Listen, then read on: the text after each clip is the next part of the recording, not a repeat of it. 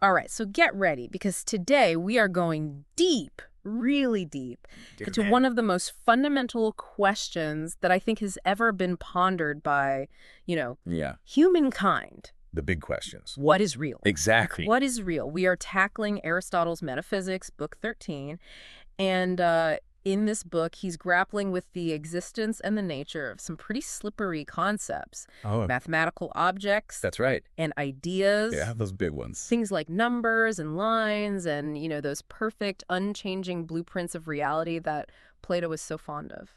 Yeah, and what's really fun about this is that Aristotle isn't just kind of exploring these ideas in like an abstract vacuum. Right. He's going right at the heart of the philosophical debates of his time. Mm-hmm. He's picking apart the arguments of his peers and predecessors, and he's building his own case, like step by step. I love that. It's like we are eavesdropping on an ancient philosophical showdown. So where does Aristotle even begin with a question this massive? Like, how do you even start to wrap your head around something like this? Well, he starts by setting the stage, right? He lays out the challenge. Okay. Are there any substances in existence that are immovable and eternal besides the stuff we can see and touch, the world of our senses? Okay, so he's not just talking about like rocks and trees and stars. He's looking for something more, something beyond the physical world. Exactly. And he introduces us to these two sort of leading contenders for this title of eternal substance. Uh-huh. The objects of mathematics, so numbers, lines, shapes, and the ideas, which are also known as Plato's forms. Right, right. And, keep in mind, Aristotle was Plato's student, so he's going to give these ideas a serious workout. Oh, yeah. He's not going to let them off easy. I can already sense some very respectful philosophical sparring coming on. Absolutely. So are these mathematical objects and ideas two totally separate things, Oh, wait. or are they somehow connected? That's one of the big questions that Aristotle is wrestling with here. Okay. He lays out these three different perspectives that were floating around at the time. Okay. Some people thought ideas and mathematical objects were totally different categories. All right. Others argue they were basically the same kind of thing. Mm-hmm. And still others believe that mathematical objects were the only true substances. So it's like trying to figure out if apples and oranges are both fruit, or if maybe apples are just a weird type of orange, or if everything is actually an apple in disguise. A very, very fitting analogy. I like it. Okay, good. And Aristotle, he knows that he can't just jump into this debate without a plan. Right. He's a very systematic thinker. Yeah. So he decides to start by tackling the objects of mathematics kind of head on. All right, let's follow Aristotle's lead then. Yeah. Where does he take us first on this mathematical journey? Well, the first stop is actually kind of a demolition site. Okay. He begins by dismantling this idea that mathematical objects could actually exist within physical things. Okay, hold on. I need to wrap my head around that. Okay. So if I have like a wooden cube, Right. is he saying that the cubeness of that cube doesn't really exist inside the wood itself? That's exactly what he's saying. Okay. And to illustrate his point, he uses this example of two solids, right? Mm-hmm. Imagine trying to cram 2 blocks of wood into the exact same space. Yeah, that's not happening unless you have some seriously powerful wood compressing technology. Exactly. 2 physical objects just cannot occupy the same space. Right. And Aristotle argues that if mathematical properties existed within physical objects, something really weird would happen when you start dividing those objects. Okay, so like if I cut my wooden cube in half, Yeah. what happens to the cubeness? Exactly right. Yeah? Would each half now have like half the cubeness? Right. And if those mathematical properties were truly like embedded in the wood, Yeah. dividing the wood would have to divide the properties too, which just doesn't make sense. Yeah, no, it doesn't make sense. Okay, so Aristotle is saying that mathematical objects can't be crammed inside physical things. Yeah. Because Yeah. they'd get all jumbled up when those things change or get divided. Yeah, they get all messed up. Okay, that makes sense. Where does he go from there? Well, he's just getting started. Next, he tackles the idea that mathematical objects might exist separately from the physical world. Okay. So they're floating around in their own abstract realm. Ah, so not inside things, Yeah. but not part of the physical world either, like some kind of mathematical neverland? Precisely. Okay. And Aristotle has a field day with this idea. Okay. He argues that if mathematical objects existed separately, we'd end up with a truly absurd situation. An infinite regress of planes, lines, and points. Whoa, okay, slow down. Yeah, What what- does that even mean? Okay, so imagine a separate plane of existence for every single flat surface in our world, Okay. and then separate lines for every edge, Uh-huh. and then separate points for... Well, you get the idea. Yeah, my brain is already hurting. It would be like an explosion of mathematical entities. Exactly. And Aristotle points out that this just doesn't make sense logically. Yeah. We can't have an infinite number of these abstract objects just like floating around. Right. It creates way too much complexity, and it doesn't really explain anything. Okay, so mathematical objects can't be in things, and they can't be off in their own little world either. Right. So what are they then? Yeah, he's ruled out the two main options. I'm dying to know where he lands on this. Don't worry, he's got an answer. Okay. But we're going to have to save that for the next part of our exploration. All right, you've got me hooked. I can't wait to see what Aristotle comes up with. Okay, so last time we left off, Aristotle had very thoroughly, I mean like really, really thoroughly, Oh, we're there. debunked the ideas that mathematical objects exist inside physical things or in some separate mathematical dimension. Right, those were the popular options, and he just took them apart Yeah. piece by piece. So where does that leave us? What is his take on these very slippery mathematical objects? Okay, so he proposes this fascinating solution, which is abstraction. Okay. Aristotle believes we arrive at mathematical concepts by drawing them out from the physical world, sort of like if you were mentally extracting a blueprint from a building. Okay, so instead of mathematical objects existing like independently out there somewhere, we're creating them in our minds. Yeah, By focusing on specific aspects of the world around us. precisely. Okay, I think I can get on board with that. Imagine a sculptor looking at a block of marble. Uh-huh. They might see the potential for a beautiful statue within that stone, Okay. but they're not going to try to carve out every single detail of the marble's grain and texture, right? You're going to focus on the form they want to create, ignoring those details that aren't relevant to their vision. Exactly, and that's what Aristotle thinks mathematicians are doing. Okay. They're looking at the physical world, but they're choosing to focus on specific qualities, like shape, size, and number, Uh-huh. while disregarding other qualities like color or texture or smell. So it's not that the mathematical properties don't exist at all. It's that they exist as a result of our minds, our perception, Right. selectively focusing on certain aspects of reality. Exactly. That's pretty trippy when you think about it. It is. Yeah, it's deep stuff. Okay, so I can kind of see where he's going with this, but Yeah. doesn't this kind of raise some other questions? Wait, like what? What about concepts like beauty and goodness? Oh, yeah, the big ones. Surely Aristotle doesn't think we can just abstract those from the physical world too, right? So, that's a great point. Yeah, And Aristotle actually addresses this head on. he does. He does, because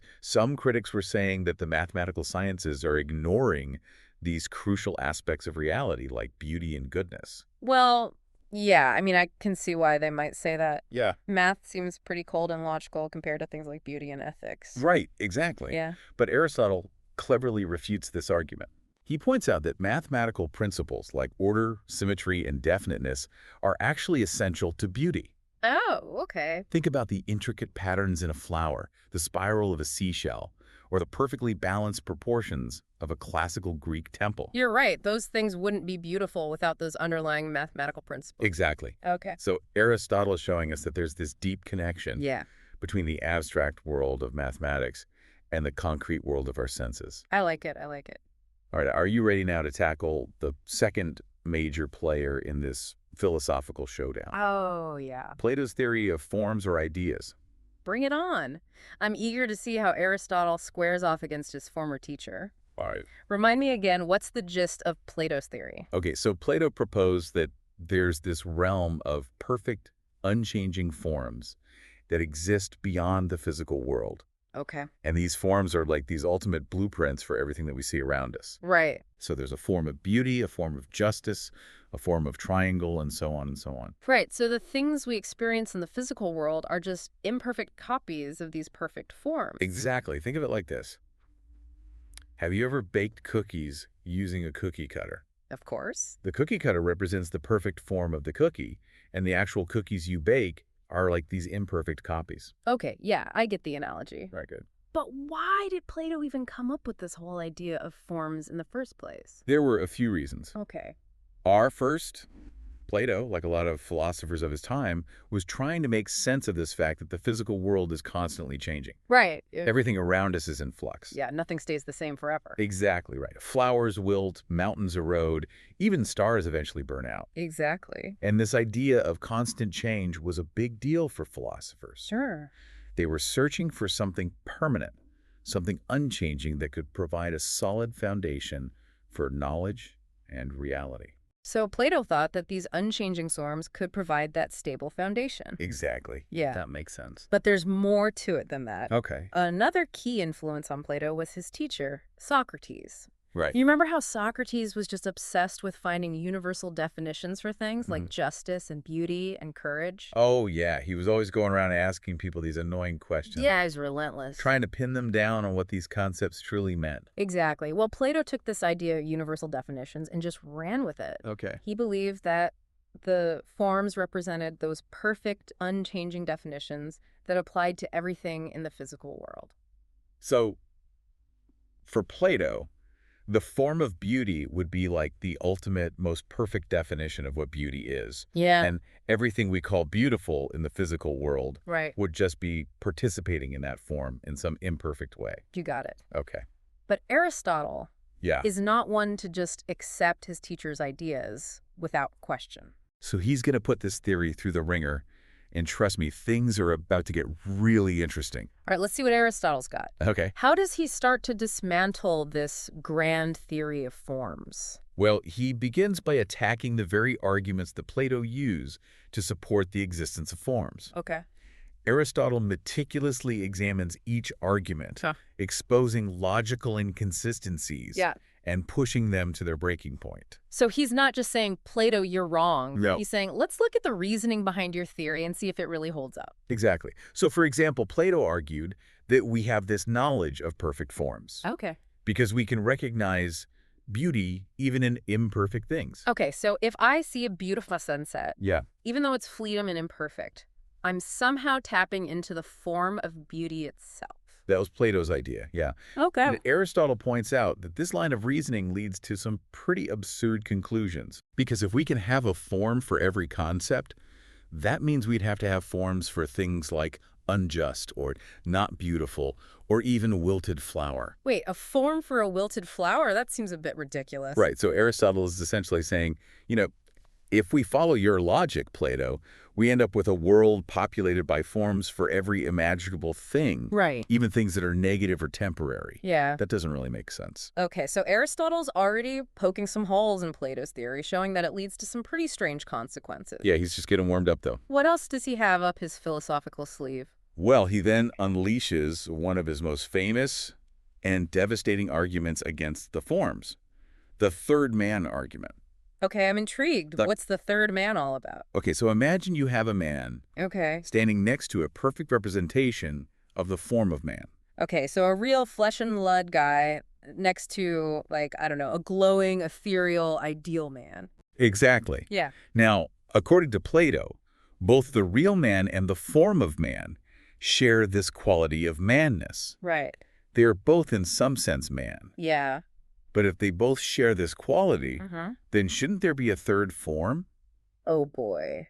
A third man, so to speak, that explains their similarity. Whoa. Okay, my head is spinning. Right. So to explain why the man and the form of man are both man, we need another form. And then to explain that relationship, we need yet another form, and so on forever. Precisely. It's like a philosophical version of those Russian nesting dolls, Yes. but with forms instead of dolls, and the dolls just keep going forever. It never ends. So Aristotle's really highlighting this problem of infinite regress that plagues the theory of forms. Yeah, if we keep separating the forms from the physical world, we just end up with this never-ending chain of forms needing to explain other forms. It just seems like a recipe for a headache.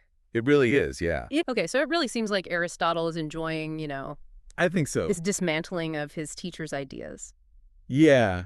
I mean, you got to have fun with philosophy, right? Of course, of course. But he's not done with the forms yet. Oh. He's got more to say. Where does he go from here? Next, he turns his attention to those thinkers who tried to combine Plato's theory of forms with the concept of numbers. Wait, combine them? Yeah. How does that even work? Okay, so some philosophers at the time, particularly the Pythagoreans, believed that numbers were the fundamental building blocks of reality. Oh, wow. They thought that everything in the universe could be explained in terms of numerical relationships. So they saw numbers as the ultimate key to unlocking the secrets of the cosmos. Exactly. Okay. And some thinkers went even further, suggesting that the forms themselves were numbers or were somehow generated from numbers. Okay, so we've got Plato's perfect unchanging forms floating around in their own realm. And then we've got these philosophers saying, wait a minute, those forms are actually made of numbers. You got it. It was a pretty wild idea. It's a lot to wrap your head around. It is. And Aristotle, being the master of logic that he was, Oh, yeah. had a field day dissecting it. He did. He had a lot of fun with this. I bet he did. Yeah. So how does he tackle this one? Well, he dives right into these really intricate details of these theories. Okay. He carefully examines these different interpretations of how numbers are supposed to be generated and organized. Okay. And as you might expect, he uncovers a whole bunch of logical inconsistencies Sure. and contradictions. So he's basically saying, okay, you think forms are made of numbers. Yeah. Let's see how that actually works. Oh, look, it doesn't. Exactly.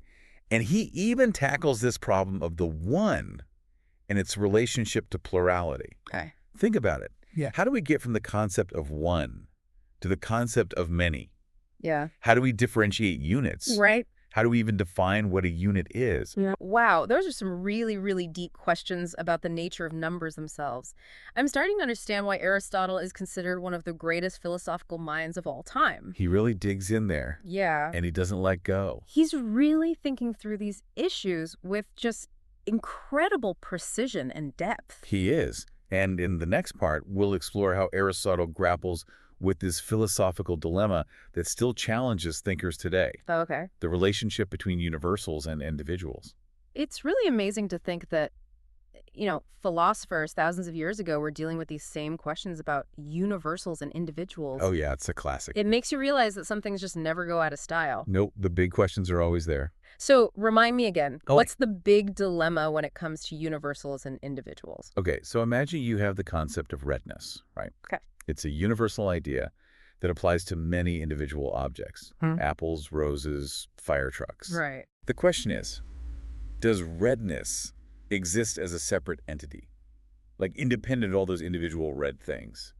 So like some kind of ultimate red floating out there in the cosmos, casting its redness onto all these other objects. Yeah, that's one way to think about it. Okay. And that's essentially what Plato was arguing with his theory of forms. Right. Those perfect blueprints. Exactly. He believed that universals, like redness, existed in a separate realm. That realm of perfect, unchanging forms. Okay. So that's one side of the coin. Right. But what's the problem with saying that universals aren't separate, that they only exist in those individual objects? Well, Aristotle points out that if you go that route, Yeah. you run into some trouble when you try to explain how we can have knowledge of those universals. Okay. Like, for example, if redness only exists in individual red things, Mm-hmm. how could we form a general concept of redness that applies to all of them? Yeah, it's like we'd just be stuck with a bunch of isolated instances of red with no way to connect them. Exactly. Yeah. We wouldn't be able to say, this apple is red and that fire truck is red and they both share the quality of redness. Right. We just have a bunch of specific observations without any kind of overarching concept to tie them together. Right, and that just seems, I don't know, very limiting. Yeah, it would be. It would be hard to learn anything or make generalizations about the world if that were the case. Right. And Aristotle believed that knowledge depends on our ability to grasp those universal concepts. Yeah. We need to be able to see the commonalities between different things. Right. And if universals are just kind of scattered among these individual objects, Yeah. well, that becomes much harder to do. Okay, so there are definitely problems with both sides of this All argument. right, it's a tough one. What's Aristotle's solution? Does he pick a side? He doesn't pick a side, not in the way that you might expect. Okay. Instead, he offers a more kind of nuanced perspective. Okay. He argues that knowledge is universal in one sense, but not in another. All right, now you're really making my brain work. Sorry, it's Aristotle. What can I say? Can you break that down for me? Okay, think about it like this. Okay. You have the potential to understand the concept of justice. Right. It was this universal idea. Yeah.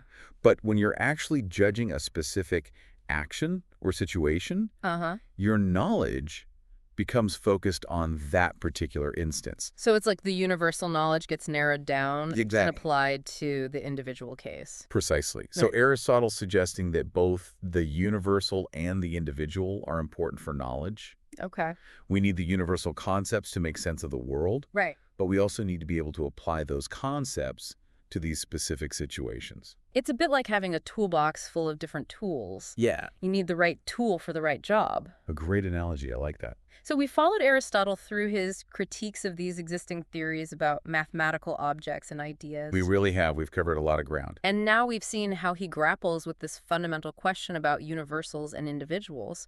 Yeah, the big stuff. It's been quite a philosophical journey. What a deep dive. I told you we were going deep. You did. And, it's remarkable how Aristotle's ideas still resonate with us today. Yeah. His emphasis on careful observation, logical reasoning, and the interconnectedness of the abstract and the concrete worlds, Yeah, it continues to influence how we think about knowledge and reality and ourselves. absolutely. And I'm struck by just how thorough and methodical he is in his approach. Oh, he's the master of that. He doesn't just throw out opinions. He Right. really carefully examines every angle of an argument, Right. looking for weaknesses and inconsistencies. He's like a philosophical detective. It's like he's showing us how to think critically, how to really engage with these complex ideas. You've hit the nail on the head. He is modeling a way of thinking that's essential for anyone who really wants to understand the world around them. I love that. And, he leaves us with a very tantalizing question to ponder. Remember how he never explicitly says what mathematical objects are if they're not these separate substances? Right, right. He critiques the existing theories, but he kind of leaves a bit of a mystery there. Yeah, he does. I wonder what he really thought. So is that because he thinks there's another way to understand the nature of mathematical objects, a way that avoids all the pitfalls that he identified? That's a great question, and it's one I'm going to leave you to wrestle with. Oh, okay. Perhaps there's another path, a way of thinking about these mathematical objects that preserves their universality without separating them from the physical world. Right. Maybe it's a path that Aristotle himself glimpsed but couldn't fully articulate. Yeah. Or perhaps it's a path that's just waiting to be discovered by future generations of thinkers. What an intriguing thought. This deep dive into Aristotle's metaphysics has given me a lot to chew on, that's for sure. It's rich stuff, for sure. I feel like I've not only learned about Aristotle's ideas, but I've also learned from his way of thinking, Yeah, that's the best part. his commitment to rigorous inquiry and his willingness to challenge even the most established theories. I really appreciate that. That's the beauty of engaging with great minds like Aristotle. It is. They not only offer us answers, but they also inspire us to ask better questions. They do. So keep those philosophical gears turning, and who knows what insights you might uncover. Thanks for joining us on this deep dive into Aristotle's metaphysics. Absolutely. It's been a pleasure. We hope you've enjoyed exploring these really profound questions about the nature of reality. Yeah, until next time. Until next time, keep those minds curious.